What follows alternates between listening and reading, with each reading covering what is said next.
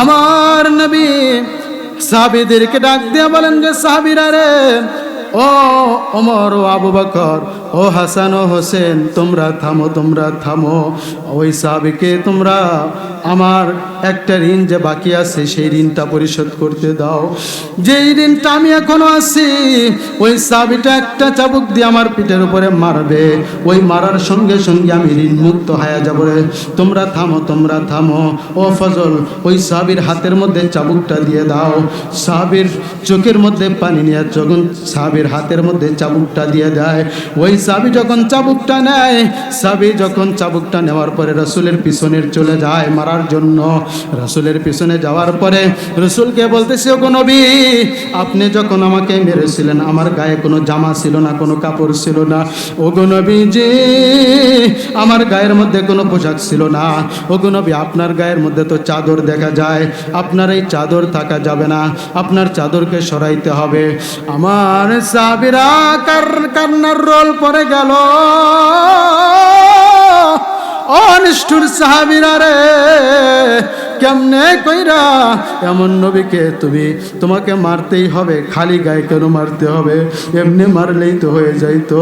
আমার নবী এই কথা শোনার সঙ্গে সঙ্গে সাহাবীদেরকে বলেন, সাহাবী, আমি যেহেতু তাকে খালি গায়ে মেরেছিলাম, এই যে নাও, আমি আমার কম্বলকে, আমার চাদরকে সরাইয়া দিলাম। আমার নবী যখন পিঠের দিক থেকে যখন চাদরকে সরাইয়া দেয়, ও আমার কলসির মা বোনেরা, ও আমার কলসির বাবা জানেরা, ভালো করে শুনবেন। যখন আমার নবী চাদরটা সরাইয়া দেয়, চাদরটা সরাইয়া দেওয়ার সঙ্গে সঙ্গে ওই সাহাবীটা হাত থেকে ওই চাবুকটা ফেলে দেয়। ওই ফেলে দেওয়ার সঙ্গে সঙ্গে আমার নবীজিকে পিছন থেকে এমন ভাবে জড়াইয়া ধরছে রে, এমন ভাবে জড়াইয়া ধরছে, চাপ দিয়ে এমন ভাবে জড়াইয়া ধরছে। ওগো নবীজি, আপনি কেমনে ভাবলেন আমি আপনাকে মারবো? আমার নবীজির ঘাড়ের উপর একটা মোহরে নবুয়ত ছিল। মোহরে নবুয়তের ভিতরে ওই সাহাবীটা তার ঠোঁট লাগাইয়া এইভাবে একটা চুমা লাগাইয়া দিছে। ওই সাহাবী আমার নবীর পায়ের মধ্যে পইরা গেছে। ওই সাহাবীটা নবীর পা জড়ায় ধরে কান্দে। ওই সাহাবী পা জড়ায় ধরে কান্দে, নবীজি, আপনি যেহেতু একটা ওসিলার কথা বলে দিয়েছেন, এই দুনিয়া থেকে ওসিলা নিয়ে মরতে হবে। ওগো নবীজি, আমি আপনার শরীরের মধ্যে আমার শরীরকে লাগাইয়া দিছি, আপনার মোহরে নবুয়তের মধ্যে আমার ঠোঁটটা লাগাইয়া দিছি। ওগো নবীজি, আপনি বলেন তো দেখি, এটা আমার নাজাতের ওসিলা হবে নি? এইটা আমার জন্য কি নাজাতের ওসিলা হবে? আমার নবী ওই সাহাবীকে ডাক দিয়ে বলে যে, সাহাবী রে, ও ওই সাহাবীকে উঠে বুকের সাথে জড়ায়া ধরছে। বুকের সাথে জড়ায়া ধরার পরে ওই সাহাবীকে বলে, রে সাহাবী, এমন এক ওসিলা তুই বানায় নিলি, যেই শরীর আমার শরীরের সাথে লাগছে, ওই শরীরের জন্য, আর যেই ঠোঁটটা আমার মোহরে নবুয়তের সাথে লাগছে, ওই মানুষটাকে, ওই শরীরটাকে আল্লাহ তাআলা চিরদিনের জন্য জাহান্নামের আগুনকে হারাম করে দিছে। চিল্লায় বলেন না সুবহানাল্লাহ। ভাই, কোন উসিলার জন্য আমার মালিক আমাকে ক্ষমা করবে রে জানি না। আমার মুসলমান ভাইরা, ওই বান্দাটা 1000 বছর হায়াত পাইছিল। 1000 বছরের হায়াত দিয়ে কিয়ামতের ময়দান যখন কায়েম হয়ে যাবে, ওই বান্দাটা যখন কিয়ামতের দিন তখন বলতে থাকবে, আমি তো 1000 বছরের ইবাদত নিয়ে উপস্থিত হয়েছি, আমি নিশ্চিত জান্নাতে যাব। কিন্তু কিয়ামতের ময়দানে এই যে সূর্যটা দেখতে পাচ্ছি, এই সূর্যটা আমাদের মাথার অর্ধ হাত উপরে আসবে। এই সূর্যটাকে আজকে আমরা এত উপরে দেখতে পাচ্ছি, এত উপর থেকে তাপ দিচ্ছে।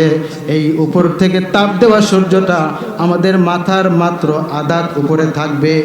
আর মাটির নিচের যে মাটি দেখতেছি, পায়ের নিচের মাটি, এই মাটি থাকবে না। এই মাটি কিয়ামতের ময়দানে তামার হয়ে যাবে। এইখানে এই ময়দানটা এমন একটা ময়দান হয়ে যাবে, ওই হাসরের ময়দানে নাফরমান বান্দা বান্দি যারা থাকবে, এই যে সূর্যের আলো, সূর্যের উত্তাপের কারণে তাদের মগজগুলো টকবক টকবক টকবক করতে থাকবে, আর তাদের নারী বুড়িগুলো গলে গলে পিছনের রাস্তা দিয়ে পড়তে থাকবে। এই হাসরের ময়দানে নাফরমান বান্দাদের জন্য এত কঠিন একটা ময়দান হবে। এই হাসরের ময়দানে অত্যন্ত পিপাসার একটা ময়দান হবে। ওই 1000 বছর ইবাদত যে ব্যক্তি করেছিল, ওই ব্যক্তির বড় পিপাসা লাগছে, অনেক তৃষ্ণা লাগছে।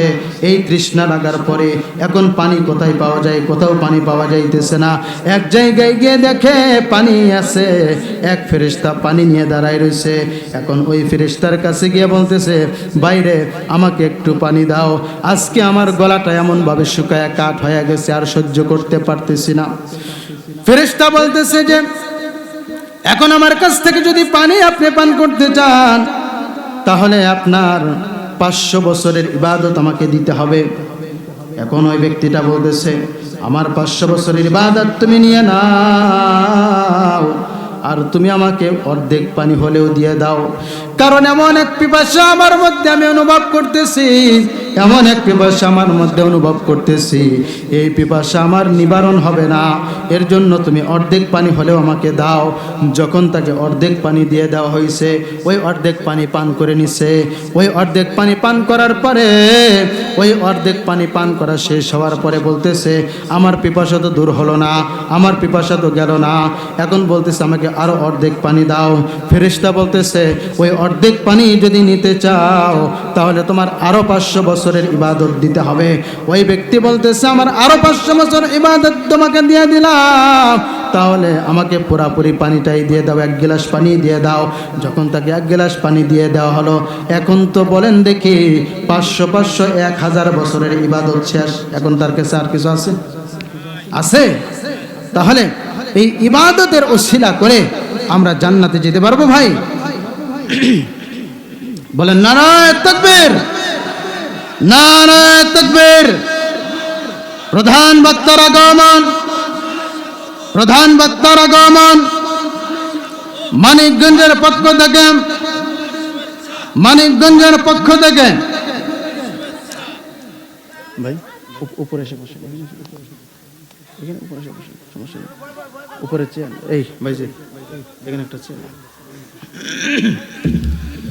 মুসলমান ভাইরা রে আমার, আল্লাহ তাআলার কাছ থেকে মাপ পাওয়ার জন্য আমাদের একটা ওসিলা দরকার। ছোট্ট একটা ঘটনা আপনাদের সম্মুখে বলে আমি আমার আলোচনা শেষ করে দিব। ও মুসলমান ভাইরা আমার, আমার নবীজির জামানার একটা ছোট্ট ঘটনা বলে শেষ করে দিব। ভাই ছোট্ট একটা ঘটনা বলি, ছোট্ট একটা ঘটনা বলবো যদি আপনারা অনুমতি দেন। আমার নবীজি মৃত্যুর অন্তিম কাল সময়, মৌতের সময় এসে গেছে। এর বেশ কিছুদিন পূর্বে, 2 সপ্তাহ আগে আমার নবীজি ভীষণ অসুস্থ, ঠিক মতো উঠে দাঁড়াতে পারেন না। আমার নবীজি এত অসুস্থ হয়ে গেছে, এত অসুস্থ থাকার পরেও আমার নবীজি তার ভিতরে একটা চিন্তা এসে গেছে। আমার নবীজি বলতেছে, আর মনে হয় বেশি দিন আমি দুনিয়াতে তোমাদের সামনে থাকতে পারবো না, আমার মালিকের কাছে আমাকে যেতে হবে। এই রকম ভাবে আল্লাহর নবীর সাহাবীদের মধ্যে থেকে ফজল ইবনে আব্বাস রাদিয়াল্লাহু তাআলা আনহুকে ডেকে বললেন যে, ফজল তুমি আমাকে মসজিদে নববীর সামনে একটু নিয়ে দাঁড় করাইয়া দাও। ফজল ইবনে আব্বাস রাদিয়াল্লাহু তাআলা আনহুর কাঁধের উপরে ভর করে আমার নবীজি মসজিদে নববীর সামনে দাঁড়ায়া গেছে। আমার নবী মসজিদে নববীর সামনে দাঁড়ায়া মদিনার সাহাবায়ে কেরামদেরকে ডাক দিয়ে বলেন যে, সাহাবীরা রে, ও আমার সাহাবীরা রে, তোমরা শুনে রাখো, আমি বড় অসুস্থ, জানি না কখন জানি আমি আল্লাহর কাছে চলে যাই। এই দুনিয়া ছেড়ে তো সবাইকেই যাইতে হবে, এই দুনিয়া থেকে তো আমাকেও যাইতে হবে। ও আমার সাহাবীরা রে, আমি 1 টাকা 1 পয়সাও ঋণ থেকে দুনিয়া থেকে যাইতে চাই না। আমি, ও আমার সাহাবীরা, কোনো ঋণ তোমাদের কাছে থেকে যাইতে চাই না। ও মদিনার সমস্ত সাহাবীরা রে, আমি যদি তোমাদের কারো কাছে যদি ঋণ থাকি তোমরা বলে দাও, আমি তোমাদের সেই ঋণকে পরিশোধ করে দিতে চাই। ওই ঋণগুলো পরিশোধ করে আমি মালিকের কাছে যাইতে চাই। সাহাবীদের মধ্যে একজন সাহাবী দাঁড়ায় গেলেন, ইয়া রাসূলুল্লাহ,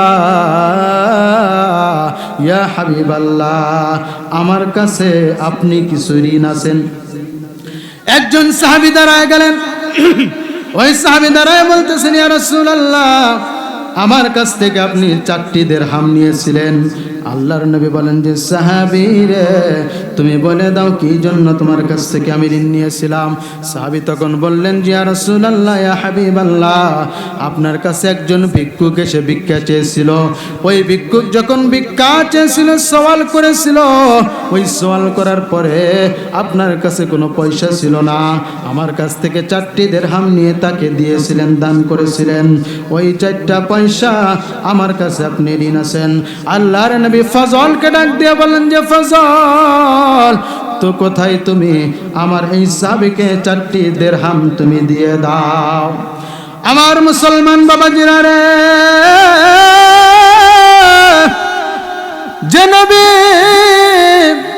সমস্ত গুনাহগার মাফ করে দিয়েছে, রব্বুল আলামিন, রব্বুল আলামিন সমস্ত গুনাহগার মাফ করে দিয়েছে। আমার নবী কত ভয় করতেছে মালিককে। আমার নবী বলতেছে, আমি একটা পয়সা ঋণ থেকে দুনিয়া থেকে যাইতে চাই না। আমার নবীজি দুনিয়া থেকে ঋণ মুক্ত হয়ে দুনিয়া থেকে যাইতে চায়। এরপরে আবার আল্লাহর নবী ঘোষণা করে দিতেছে, কে আসরে ও আমার মদিনার সাহাবীরা রে, আমার কোনো কথার কারণে, আমার কোনো কাজের কারণে, আমার কোনো কর্মের কারণে, আমার কোনো আচরণের কারণে কেউ যদি থেকে থাকো, তোমরা আমার আচরণের দ্বারা কষ্ট পেয়েছো, তোমরা আমার কথার দ্বারা কষ্ট পেয়েছো, ও আমার সাহাবীরা রে, কে আসো তোমরা বলো, যদি কেউ আমার আচরণের দ্বারা যদি কষ্ট পাইয়া থাকো, আমি নবীজি সেই আচরণকে তোমার কাছ থেকে মাফ নিয়ে তারপরে মালিকের কাছে যাব। আমার নবীজি কত ভয়, আমার নবীজি মালিককে কত ভয় করতেছে। ওরে গোলাম, ভালো করে শুনে নাও, ও খুলশির জনগণ, খুলশির মানুষেরা, ও খুলশির বাবাজিরা, ও আমার মা বোনেরা, পর্দার আড়ালের মা বোনেরা, ভালো করে শুনে নাও। আমার নবীজি যখন বললেন, কি আসো আমার কথার দ্বারা, আমার আচরণের দ্বারা যদি কেউ কষ্ট পেয়ে থাকো, আমি তোমার কাছে মাপ চেয়ে মালিকের কাছে চলে যাব। সাহাবীদের মধ্যে থেকে একজন সাহাবী উঠে দাঁড়ায় গেলেন। সাহাবীটা দাঁড়ায় বলেন যে, ইয়া রাসূলুল্লাহ, ইয়া হাবিবাল্লাহ, ইয়া রাসূলুল্লাহ, ইয়া হাবিবাল্লাহ, যুদ্ধের ময়দানে যখন যুদ্ধ চলতেছিল, আপনি একটা ঘোড়ার পিঠার উপরে ছিলেন। ওই ঘোড়ার পিঠের মধ্যে থেকে আপনি একটা চাবুক নিয়ে এরকম ঘুরাইতেছিলেন। ওই চাবুকটা যখন ঘুরাইতেছিলেন, ওই চাবুক ঘুরানোর সময় আমার পিঠের উপরে একটা সজোরে একটা আঘাত লেগেছিল। ইয়া রাসূলুল্লাহ, ইয়া হাবিবাল্লাহ, ওই আঘাতটা আমার বড় ব্যথা লেগেছিল। ইয়া রাসূলুল্লাহ, আজকে আপনি যেহেতু এই দুনিয়া থেকে মাপ মুক্তি নিয়ে আল্লাহর কাছে যেতে চান, ওগো নবীজি, তাহলে আমার পিঠের উপরে একটা ওই চাবুকের আঘাত লেগেছিল রাসূল, তাহলে ওই আঘাতটা যদি এখন মাপ করতে আপনি চান, বলেন তো আপনাকে কি করতে হবে? আমার নবীজি সাহাবীকে ডাক দিয়ে বলেন যে, সাহাবী, যে চাবুক দিয়ে আমি এরকম ঘুরাইতেছিলাম, ওই চাবুকটা এখনো পর্যন্ত ফাতেমার ঘরের মধ্যে আছে, ওই চাবুকটা ফাতেমার ঘরে আছে। ওরে ফজল, কোথায় রে তুই? তাড়াতাড়ি করে ফাতেমার ঘর থেকে চাবুকটা নিয়ে ওই সাহাবীর হাতের মধ্যে দে। ওই সাহাবীটা তাড়াতাড়ি করে, আমি নবীজিকে একটা এই পিঠের উপরে আঘাত করে আমি আমার ঋণকে পরিশোধ করতে চাই। আমার নবীজি ফজলকে ডাক দিয়ে বলে যে, ফজল, তাড়াতাড়ি করে যাও, ওই চাবুকটা এখনো ফাতেমার ঘরের মধ্যে রাখা আছে। এই কথা শোনার সঙ্গে সঙ্গে হযরত আবু বকর দাঁড়ায় গেছে। হযরত আবু বকর চোখের মধ্যে পানি নিয়ে দাঁড়ায় গেছে। আবু বকর চোখের মধ্যে পানি নিয়ে দাঁড়ায় বলেন, সাহাবীরা কেমন নিষ্ঠুর তুমি! যেই নবীর চেহারা না দেখলে আমরা থাকতে পারি না, যেই নবীজির চেহারার দিকে না দেখলে আমরা ঘুমাইতে পারি না, যেই নবীজি আমাকে কানে কানে বলেছিল, আবু বকর রে আমি তো একদিন হিজরত করব, ওই হিজরতের সময় তুমি আবু বকরকে আমি সাথী বানাবো। আমি ওই দিন শোনার পর থেকে নিয়ে 6 মাস পর্যন্ত আমি বিছানার সাথে আর পিঠ লাগাই নাই। আমি জানি না কোন দিন আমার নবী এসে আমাকে ডাক দিবে, আবু বকর আবু বকর, আমি জানি না কোন দিন ডাক দিবে। আমার নবী ডাক দিবে, যদি উঠতে বেয়াদবি হয় ওই বেয়াদবি আমি সহ্য করতে পারবো না। এই জন্য আমি এই বিছানার সাথে আর ঘুমাই নাই। আমি দরজার সাথে এইরকম ভাবে হেলান দিয়ে দিয়ে দাঁড়ায় আসছিলাম, অপেক্ষা করতেছিলাম। ও গো সাহাবীরে, আমার এইরকম মায়ার নবী রে তুমি কেমনে কইরা মারবা? তোমার কি একটু মায়া দরদ নাই রে সাহাবী? কেমন কইরা আমার নবীজির পিঠের উপরে তুমি চাবুক দিয়ে আঘাত করবা? তোমার কি একটু মায়া লাগবে না? ও গো সাহাবী, আমি আবু বকর প্রস্তুত, যতক্ষণ তোমার মারতে মনে চাই তুমি আমাকে মারো, আমি পিঠ পাইতা দিলাম। তুমি আমাকে মেরে মেরে আমাকে শহীদ করে দাও, আমি রাজি আছি। এরপরেও তুমি আমার সোনার নবীর গায়ে একটা তুইলো না। হযরত ওমর দাঁড়ায় গেলেন, নঙ্গা তরবারি কুশমুক্ত করলেন।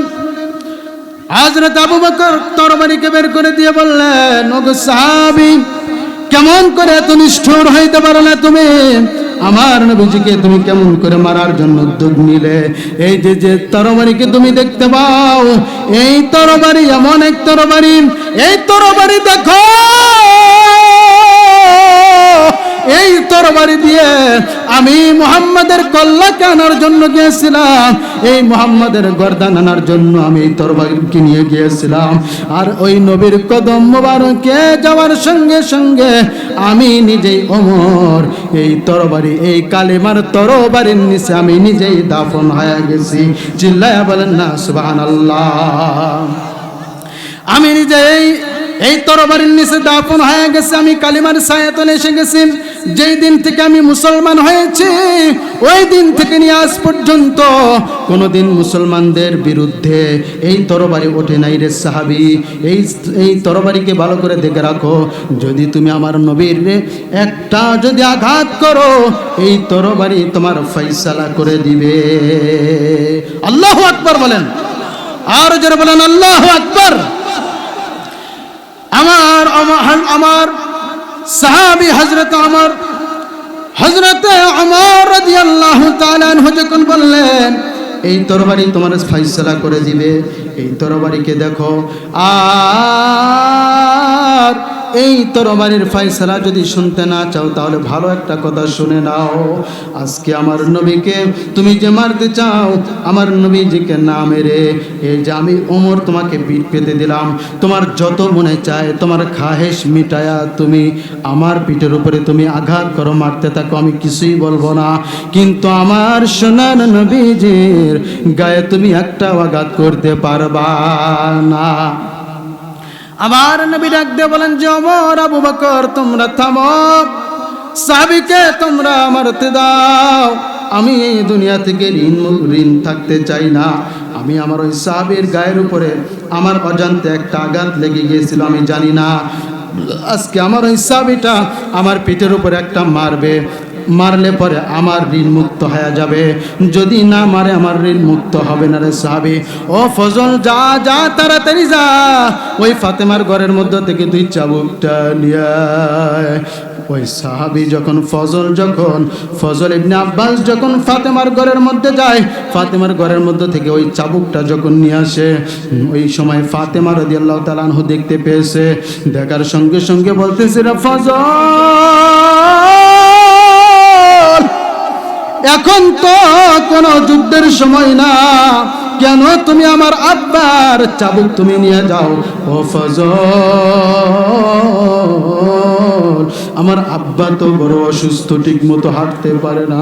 ফজল বলতেছে যে ফাতেমা রে, এই চাবুক দিয়ে তোমার আব্বা এখন যুদ্ধের ময়দানে যাবে না। একজন সাহাবী এই চাবুক দিয়ে তোমার আব্বার গায়ে একটা আঘাত করবে রে ফাতেমা, এই চাবুক দিয়ে তোমার আব্বার গায়ে একটা আঘাত করে তোমার আব্বার ঋণ মুক্ত করবে, ঋণ শোধ করতে চায়। এই কথা শোনার সঙ্গে সঙ্গে ফাতেমা এমন ভাবে কান্নার রোল পড়ে গেছে। ফাতেমা রাদিয়াল্লাহু তাআলা কাঁদতেছে, কাঁদতে কাঁদতে বলতেছে আমার আব্বা এমন এমন এতিম আব্বার গায়ে কেমনে কইরা সাহাবী তুমি কেমনে কইরা এই চাবুক দিয়ে আঘাত করবা? তোমার কি মায়া লাগে না? আমার আব্বা এমন এতিম তুমি জানো নি? আমার আব্বা এমন এক এতিম ছিল, জন্মের পূর্বেই তার আব্বা দুনিয়া থেকে বিদায় হয়ে চলে গেছে। আমার আব্বা কোনোদিন দুনিয়ার কোনো মানুষকে আব্বা বলে ডাকতে পারে নাই। আব্বা বলে ডাকার মধ্যে যে কি মজা আমার আব্বা এটা জানেই না। আমার আব্বা যখন 6 বছর বয়স তখন তার মা দুনিয়া থেকে চলে গেছে। এমন এতিম আব্বার গায়ে কেমনে কইরা সাহাবী তুমি চাবুক মারবা?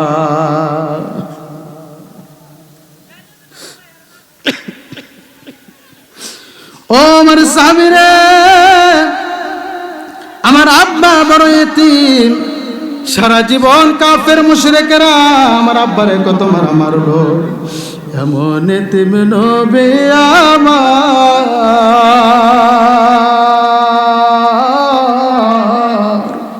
পিতা মাতা নাই গো তাহার,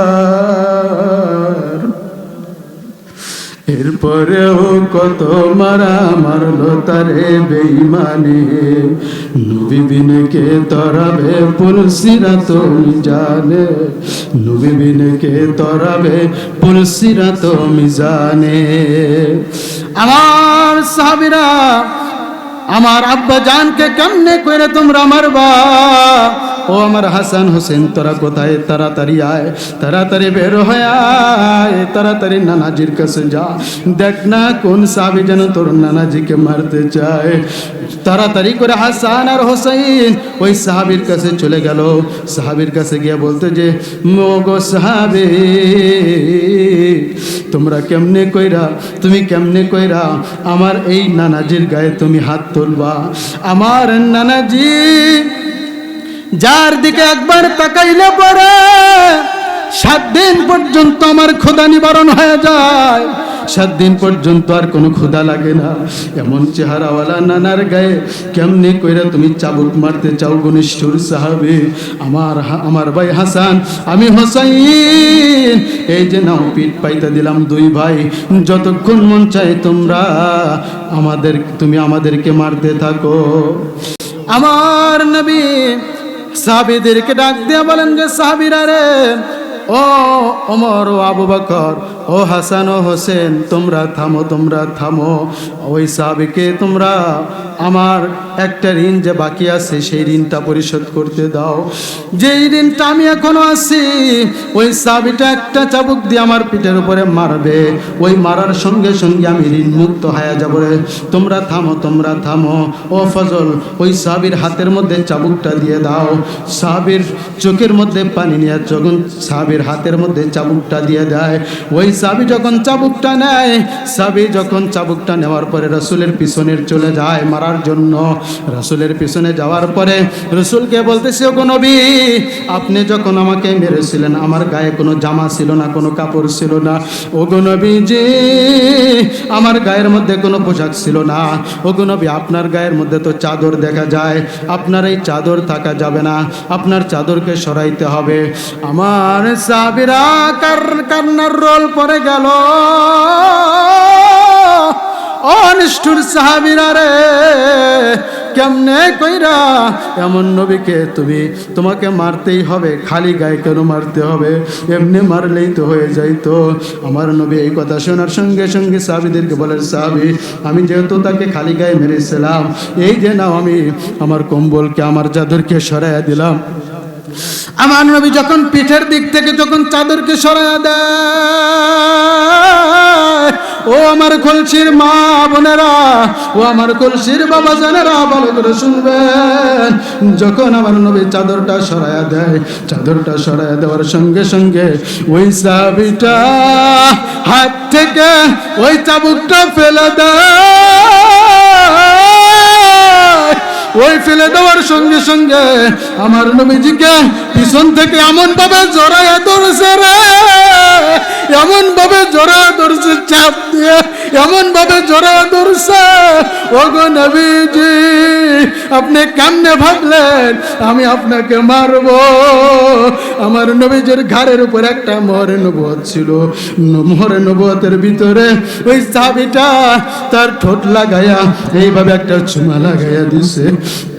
ওই সাহাবী আমার নবীর পায়ের মধ্যে পইরা গেছে।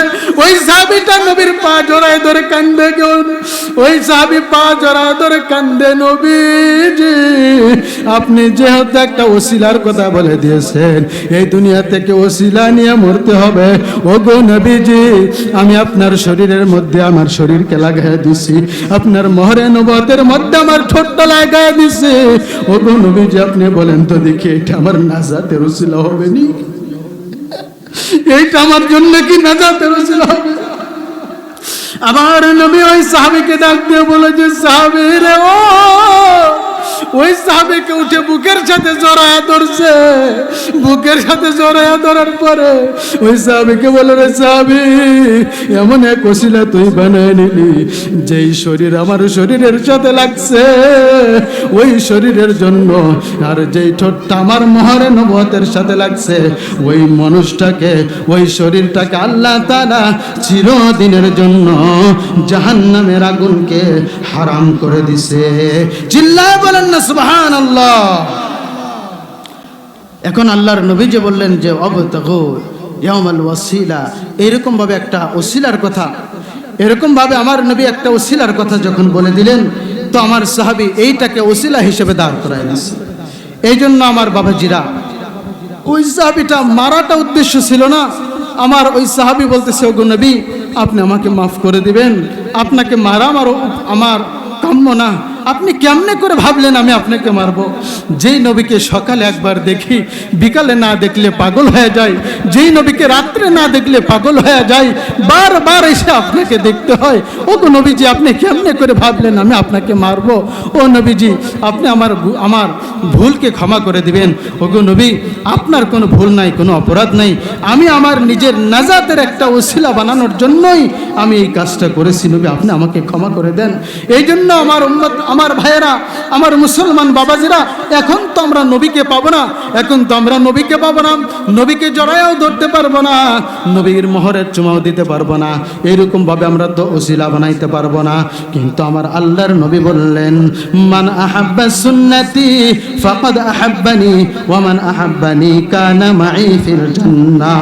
ও আমার উম্মতের দল, যেহেতু আমাকে তোমরা পাইবা না, যদি আমার একটা সুন্নতকে তোমরা অনুসরণ করো, আমার একটা সুন্নতকে যদি তোমরা আমল করো, আমার একটা সুন্নতকে যদি তোমরা অপায়রবি করো, আমার সুন্নতের জিন্দেগি তোমরা যদি অনুসরণ করতে থাকো, অনুকরণ করতে থাকো, আমার সুন্নতকে মেনে যদি তোমরা চলতে থাকো, ওই সাহাবীটার জন্য যে এরকম জাহান্নামের আগুন হারাম হয়ে গেছে রে, আমার সুন্নতের জিন্দেগির উপরে চললে আমি সাক্ষী দিলাম আল্লাহ তাআলা তোমাদের জন্য জাহান্নামের আগুনকে হারাম করে দিবে। চিল্লায় বলেন সুবহানাল্লাহ। সম্মানিত হাজিরিন, যেই কথাগুলো বললাম, আল্লাহ তাআলা এই কথাগুলোর উপরে আমাদেরকে পরিপূর্ণভাবে আমল করার তৌফিক দান করেন, বলেন আমিন।